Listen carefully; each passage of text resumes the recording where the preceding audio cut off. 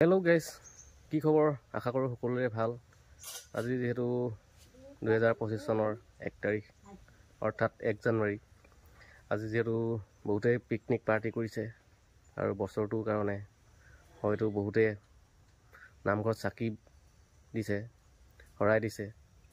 ঠিক তেনেকৈ ময়ো ভগৱানৰ ওচৰত প্ৰাৰ্থনা কৰিছোঁ যাতে সকলোৰে মংগল হওক, কুশল হওক। আজি মানে আগৰ কথা কেইটামান মনত পৰিছিলে।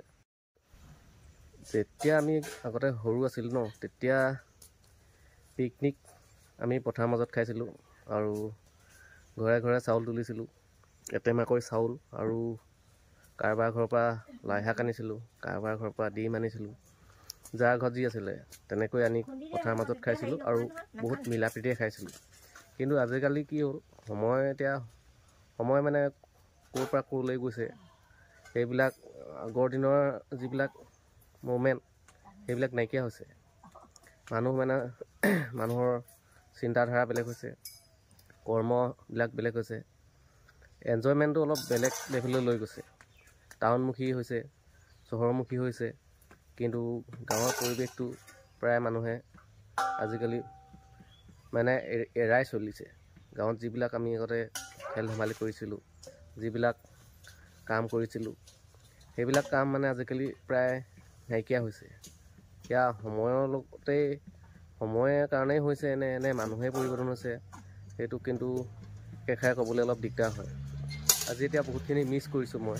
আমি যেতিয়া সৰু হৈ আছিলোঁ তেতিয়া মানে 1 জানুৱাৰী দিনাখনো আমাৰ মানে ঘৰত ৰাতিপুৱা হোৱাৰ লগে লগে মানে থাকিবলৈ সময় নাই আৰু একদম নিজৰ ধান্দা।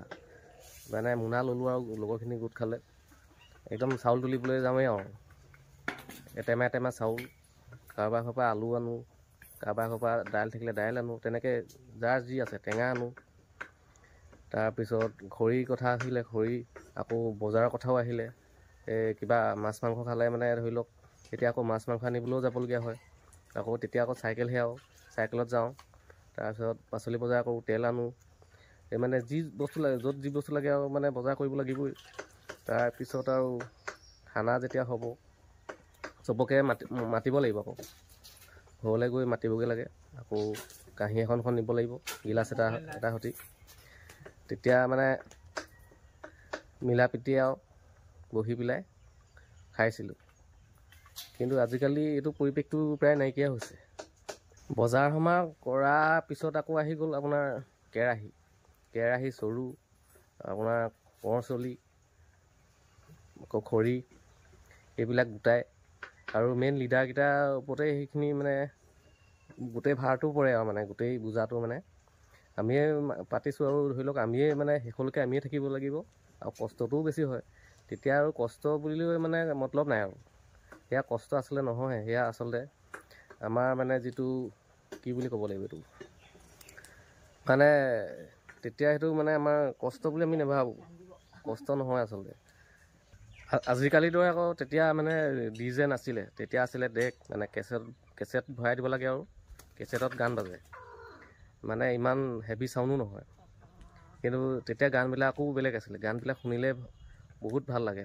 জুবিন দাৰ বিহু গান, জানমণি, অঞ্জনা, তেতিয়া প্ৰত্যেক বছৰে ওলাইছিলে জানমণি, অঞ্জনা, মানে বহুত, মই নামবিলাক পাহৰিছোঁ বাৰু, সেইবিলাক কেছেটত বজাইছিলোঁ। খাই বৈ মানুহবিলাক চব যায়গৈ আৰু মানে মাক বাপেকো যায়তো সৰু সৰু ল'ৰাবোৰৰ লগত। আৰু তাৰপিছত খোৱা বোৱা শেষ কৰাৰ পিছত আৰু আমাৰ কাম আহি গ'ল। আকৌ আমি কেৰাহী, চৰু, য'ত যিবিলাক মানে আমাৰ যিবিলাক মানে বাচন বৰ্তন গোটেই আকৌ ঘৰে ঘৰে জমা দিব লাগে। আকৌ তাৰপিছত আৰু বিদায় পৰ্ব আহি গ'ল। তাৰপৰা ঘৰা ঘৰি আৰু গৈ আৰু আকৌ পঢ়াত লাগি যোৱা। মই মানে নিজৰ মনৰ স্মৃতিবিলাক, অনুভৱবিলাকহে মই কৈছোঁ, কাৰোবাৰ ক্ষেত্ৰত হয়তো বেলেগো হ'ব পাৰে। বাৰু যি কি নহওক, আজিলৈ ভিডিঅ'টো ইমানতে এণ্ড কৰিছোঁ।